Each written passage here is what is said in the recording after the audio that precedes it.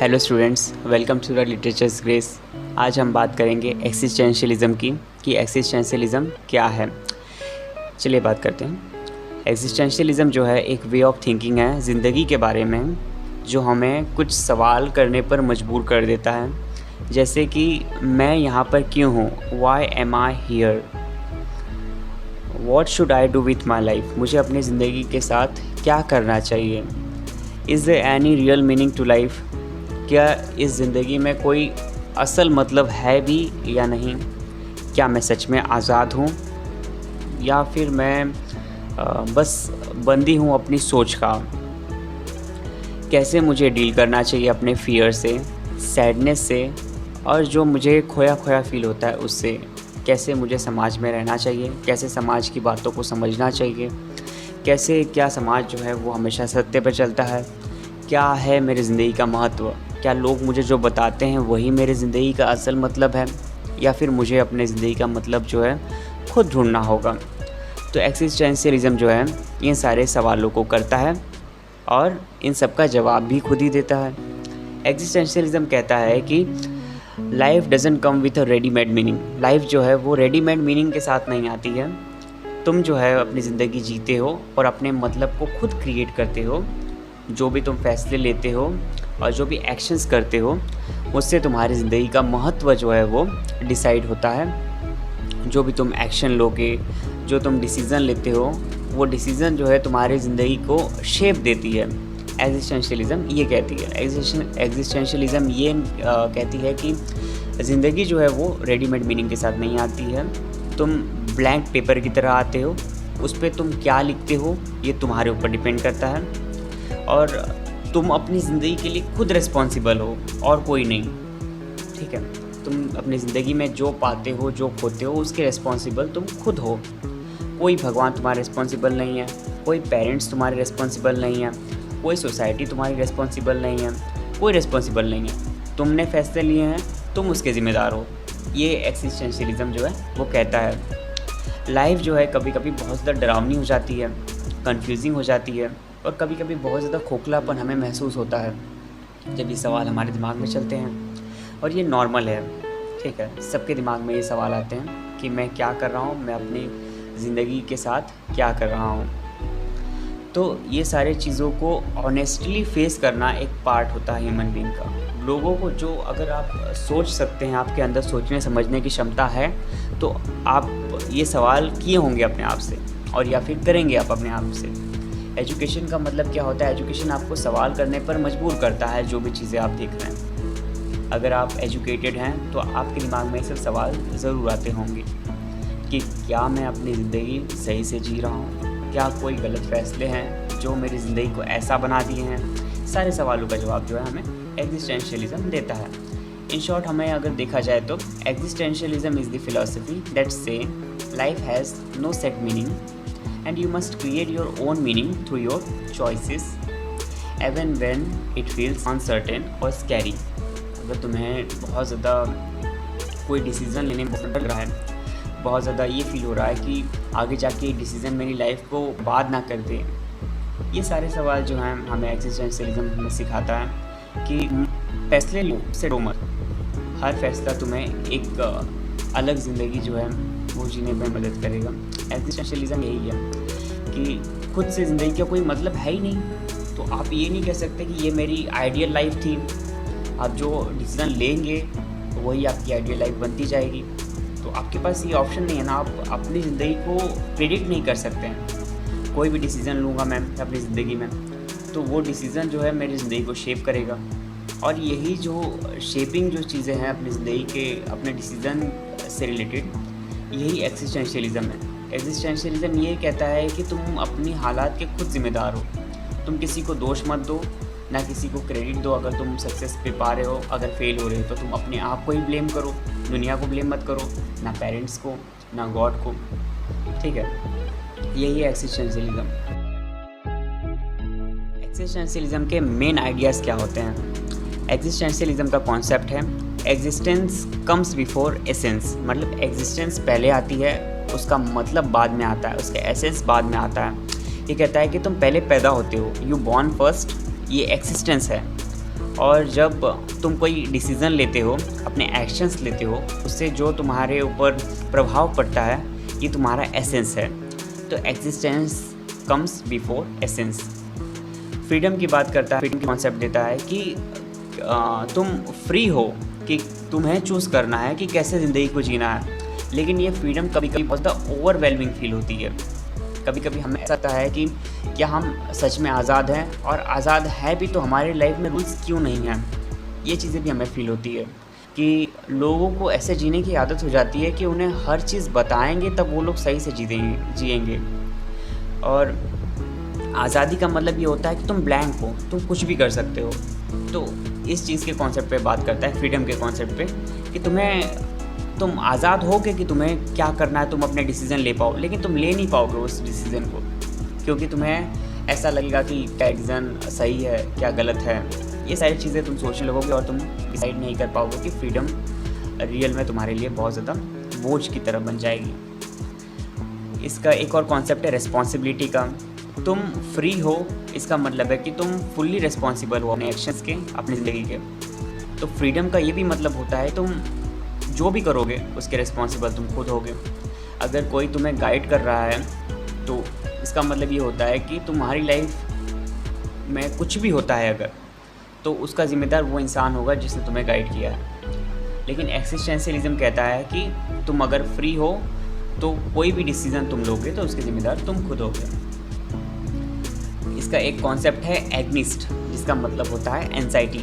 मतलब कभी कभी जो हमें बहुत ज़्यादा डर लगता है और अनसर्टेन फील होता है कि क्या हम सच में फ्री हैं, क्या हम सच में रिस्पॉन्सिबल हैं या नहीं हैं। ठीक है। और कभी कभी फील होता है कि हम रिस्पॉन्सिबल हैं तो हमें डिसीज़न ऐसे लेने चाहिए कि दूसरों को जो है उससे कोई हार्म ना हो।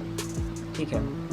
और हम इसी को लेके हम हमेशा अनसर्टेन रहते हैं कि क्या मैं सही हूँ या मैं गलत हूँ, क्या मेरा वजूद है भी या फिर नहीं है। ये सारे सवाल जो दिमाग में चलते हैं। तो मतलब एक्सिस्टेंशियलिज्म जो है, तुम उस दौर से गुजर रहे हो। ठीक है। एब्सर्डिटी हम इसको मान सकते हैं कि कभी कभी जो है ज़िंदगी जो है बहुत ज़्यादा बेमतलब की लगती है, बेतुकी लगती है, कि जिसमें कोई चीज़ हमें देखने को नहीं मिलती है। जैसे मीनिंगलेस चीज़ें हो जाती है। जैसे कोई भी चीज़ कर रहे हैं, हमें उसका अगर रिज़ल्ट नहीं मिलता है तो हम उस चीज़ को मीनिंगलेस समझने लगते हैं कि इतना पढ़कर क्या फ़ायदा जब हमें जॉब नहीं मिल रही, इतना मेहनत करके क्या फ़ायदा जब हमें हमारी जो मतलब का मनपसंद की चीज़ें नहीं मिल रही। तो ये एब्सर्डिटी जो है, मीनिंगलेसनेस जो है, हमें एब्सर्डिटी इसमें फील होती है। हम लोग ये कहते हैं कि हमें कैसे भी जो है अपनी ज़िंदगी का मतलब जो है ढूंढना है। ठीक है। और तुम्हें जो है ढूंढना ही चाहिए अपनी ज़िंदगी का मतलब। और एब्सर्डिटी जो है हमें यही चीज़ कहती है कि तुम्हारी ज़िंदगी मीनिंगलेस है। ठीक है। वो फील होती है, उसको एब्सर्डिटी कहते हैं। और एब्सर्डिटी से गुजरना भी एक तरह का एक्सिस्टेंशियलिज्म का थॉट है। एलियनेशन होता है, मतलब कि हम आइसोलेटेड फील करते हैं, कि डिसकनेक्टेड फील करते हैं दुनिया से, कि जब हम अपने फैसले खुद ले सकते हैं तो हमारे ऊपर किसी का प्रेशर नहीं होता है। हमारे ऊपर जो भी प्रेशर होगा हमारा खुद का होगा, हमारी खुद की ज़िंदगी का होगा। किसी और का प्रेशर नहीं होगा कि क्या ये सच में करना चाहिए या नहीं करना चाहिए, और तुम्हें ये चीज़ करनी चाहिए। कोई तुम्हें गाइड नहीं करेगा। ठीक है। और ये जो है एक ह्यूमन एक्सपीरियंस होता है। आइसोलेटेड अगर इंसान होने लगता है तो वो बहुत ज़्यादा सोचने लगता है कि क्या करूं क्या नहीं करूं। और एक का एक कॉन्सेप्ट है डेथ का। ये एक्सिस्टेंशियलिज्म तुम्हें एहसास कराता है कि ज़िंदगी बहुत छोटी है और तुम्हें उसको पूरी तरह से जीना चाहिए, और उसके सारे रिसोर्सेज को तुम्हें यूज़ करना चाहिए और अपने ज़िंदगी के मतलब ढूंढने चाहिए। तो एक्सिस्टेंशियलिज्म डेथ से डरता नहीं है, डेथ को प्रेज कर रहा है कि डेथ अगर आने ही वाली है तो क्यों ना हम अपनी ज़िंदगी को अच्छे से जी लिए, क्यों ना हम अपनी ज़िंदगी के मतलब ढूंढ लें, हम खुश रहें, क्यों ना खुश रहें। तो ये चीज़ें जो हैं एक्सिस्टेंशियलिज्म इन सब चीज़ों की बात करता है।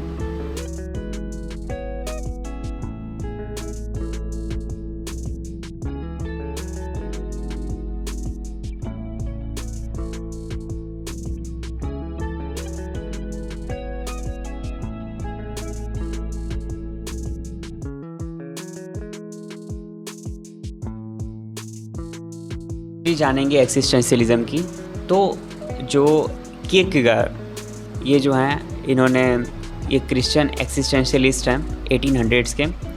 इनका इन्फ्लुएंस हमें जो देखने को मिलता है एक्सिस्टेंशियलिज्म पर।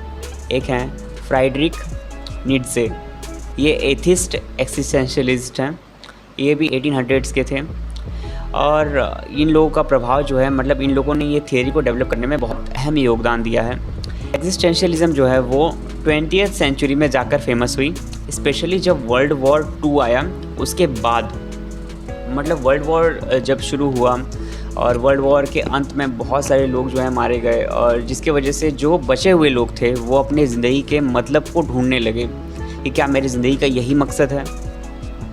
जब लोग अपने ज़िंदगी के बारे में सवाल करना शुरू किए वर्ल्ड वॉर के बाद जो है लोग समझदार मतलब होना शुरू हो गए अपने आप को लेके कि क्या मेरी ज़िंदगी का यही मकसद है कि मैं लड़ूं और मर जाऊं, क्या मेरी ज़िंदगी इसीलिए है, क्या डेथ इतना आसान चीज़ है, और क्या मैंने अपनी ज़िंदगी को जी लिया है, और क्या मेरी ज़िंदगी का यही मतलब है।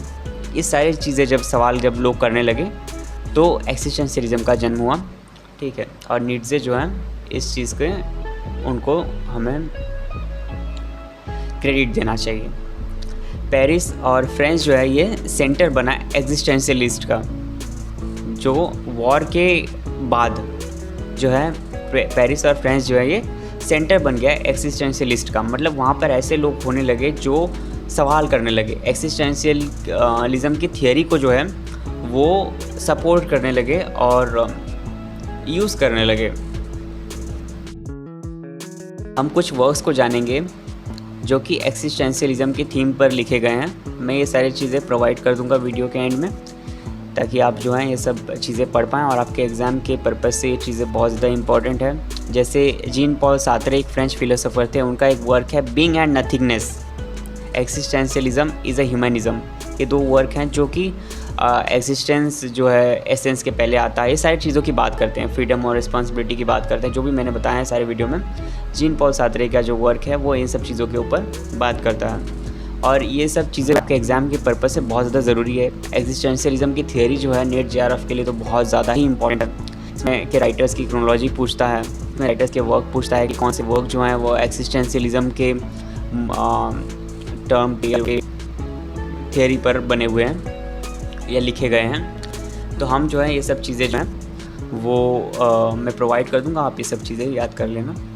एक्सिस्टेंशियलिज्म एक स्ट्रिक्ट स्कूल नहीं है, एक स्ट्रिक्ट और स्कूल ऑफ फिलोसफी नहीं है, मतलब ये कोई स्ट्रिक्ट चीज़ नहीं है। मतलब हर एक्सिस्टेंशियलिस्ट जो है एक अलग सोचने की धारणा रखता है, अलग अलग सोच है सारे एक्सिस्टेंशियलिस्ट की। जो भी मतलब ये एक इसका रूल नहीं है, क्योंकि ये पहली आज़ाद चीज़ की बात करती है, तो इसका एक रूल नहीं बना है। एक्सिस्टेंशियलिस्ट का मतलब ये है कि वो एक दूसरे को ही सवाल करते हैं, ठीक है, और एक दूसरे के ओपिनियन पे डिसएग्री करते हैं। ये सारी चीज़ें जो एक्सिस्टेंशियलिज्म का ही प्रूफ है कि मैं कोई चीज़ को बिलीव करता हूँ तो वो मेरा पर्सनल बिलीफ है, मैं अपने लिए बिलीव कर रहा हूँ उस चीज़ को, और कोई और किसी और चीज़ के लिए बिलीव कर रहा है तो उसका बिलीफ मेरे बिलीफ से मैच अगर नहीं हो रहा है तो ये जो है ये गलत नहीं है, ठीक है। तो एक्सिस्टेंशियलिज्म की जो है ये कोई स्ट्रिक्ट थियरीज़ नहीं है, ठीक है। ये थियरी जो है हर पर्सन टू पर्सन वेरी कर सकती है, ठीक है। ये जो है ये थियरी जो है लिटरेचर, आर्ट, थिएटर सारे चीज़ों को इन्फ्लुएंस की है। स्पेशली 20th सेंचुरी में जो एब्सर्डिस्ट प्ले लिखा जाता था, जैसे वेटिंग फॉर गोडोट हो गया सैमुअल बेके का, जहाँ पे वो गॉड का वेट करते रहते हैं और वेट करते रह जाते हैं और वैसे ही वो प्ले ख़त्म हो जाता है लेकिन गॉड नहीं आते, तो एब्सर्डिस्ट प्ले है वो। तो ये सारी चीज़ें जो है हमें एक्सिस्टेंशियलिज्म थीम को यूज़ करते हुए हमें दिखती है, ठीक है। एक्सिस्टेंशियलिज्म को हम लोग एक पेसिमिस्टिक के व्यू से भी देख सकते हैं, क्योंकि ये हमेशा डेथ की बात, दुख की बात, दर्द की बात, मतलब की बात, एंजाइटी की बात करता है। लेकिन कुछ एग्जिस्टेंशियलिस्ट जो हैं हमें ये भी बताते हैं कि ये होप की भी बात करता है, क्योंकि ये हमेशा कहता है कि अपने ज़िंदगी के मतलब खुद बनाओ, खुद ज़िंदगी को जियो, उसके मतलब ढूंढो, नज़रिए ढूंढो और अपने ज़िंदगी के मतलब क्रिएट करो, ना कि बस जियो। ये एग्जिस्टेंशियलिज्म जो है ये मॉडर्न साइकोलॉजी को भी बहुत ज़्यादा इन्फ्लुएंस किया है, स्पेशली जो है एग्जिस्टेंशियल साइकोथेरेपी को, स्पेशली उसको बहुत ज़्यादा इसने इन्फ्लुएंस किया है, जहाँ पे लोग जो हैं वो लोगों को सिखाते हैं कि कैसे डील किया जाए एंजाइटी से, कैसे फ्री फील किया जाए, कैसे मीनिंगलेसनेस को ख़त्म किया जाए, कैसे अपनी ज़िंदगी का मतलब ढूंढा जाए, ये सारी चीज़ें। और एग्जिस्टेंशियलिज्म जो है वो पोस्ट मॉडर्न थियोरी में और आगे की भी बहुत सारी क्रिटिकल थियोरीज़ में इसको हमें देखने को मिलता है। ठीक है, इन शॉर्ट में अगर देखा जाए तो लाइफ का कोई सेट मीनिंग नहीं होता है। तुम अपनी ज़िंदगी का मतलब खुद क्रिएट करते हो। तुम जैसे भी जी रहे हो उसके रिस्पॉन्सिबल तुम हो, और जो भी तुम्हें फियर और अनसर्टेनिटी फेस करनी होगी वो तुम खुद करोगे, क्योंकि तुम ही अपनी ज़िंदगी के ज़िम्मेदार हो। Thank you so much for watching this video. अगर आपको ये वीडियो अच्छा लगा ये थियरी पर, तो आप मुझे कमेंट में बता सकते हैं, और कौन सी थियरी पे नेक्स्ट वीडियोस चाहिए आप ये भी बता सकते हैं। और क्या मेरे पढ़ाने का तरीका अच्छा है, तो आप ये भी बता सकते हैं कि मुझे क्या चेंजेस करने चाहिए, ताकि मैं वो चेंजेस ला सकूं और आपकी हेल्प कर सकूं। Thank you so much.